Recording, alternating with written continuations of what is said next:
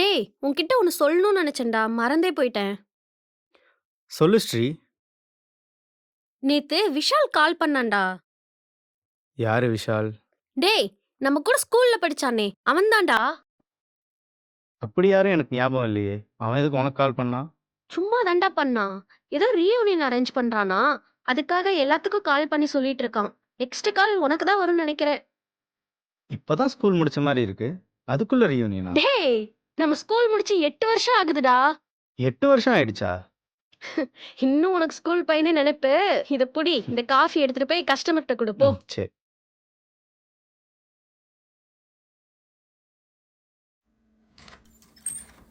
வேற sir? Okay.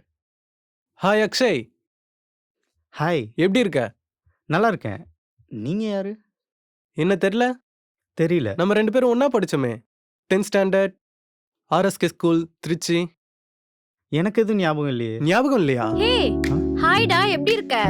நல்லா இருக்கேன். நீ எப்படி இருக்க? நல்லா இருக்கேன்டா. என்ன நெக்ஸ்ட் வீக் தான் வரேன்னு அதுக்குள்ள வந்துட்ட? நான் தான் நேத்தே உனக்கு கால் பண்ணல.